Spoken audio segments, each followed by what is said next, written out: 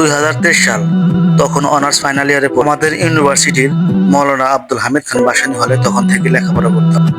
হলের মধ্যে আমি আর আমার এক বন্ধু দুজন মিলে ক্যারাম বোর্ড খেলছিলাম। আর সেই সময়ই আমার এক বন্ধুর পোষা বিড়াল চলে আসলো। আমার বন্ধু আয়ুব শখ করে বিড়ালটি পুষতো, আর সে শখ করে তার বিড়ালটির নাম দিয়েছিল রোকেয়া। যখন আমরা ক্যারাম বোর্ড খেলছিলাম তখনই হাজির হয় আমার বন্ধুর সেই রোকেয়া। আমরা যেভাবে স্ট্রাইক দিয়ে কোর্টের মধ্যে গুলি ফালাই, ও সেরকম ভাবে ফালাতে চাইছিল। আর ততক্ষণে আমাদের খেলার 12টা বেজে গেছে। খেলার মুহূর্ত তখন টান টান উত্তেজনা ছিল, কে হারে আর কে জিতে। আর সেই সময় হাজির হয় আমার বন্ধুর সেই রোকেয়া। খেলার মধ্যে অনেক আনন্দ ছিলাম। তারপরেও যখন বিড়ালটি এসে উপস্থিত হলো তখনও অনেক ভালো লাগলো। আর রোকেয়ার যখন এতই খেলার ইচ্ছা, তখন ওর হাতে ছেড়ে দিলাম আমাদের স্ট্যাক ওর হাতে ছেড়ে দিয়ে বললাম, নে এবার তুই খেল।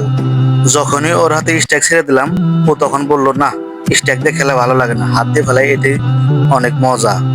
বারবার স্ট্রাইক দিচ্ছি আর ও বারবার স্ট্রাইক ফেরত দিচ্ছে। আর এক পর্যায়ে ও নিজেই বিরক্ত হয়ে চলে গেল। মনে হয় বলে গেল, তোদের খেলা তোরাই খেলা, আমি চলে গেলাম।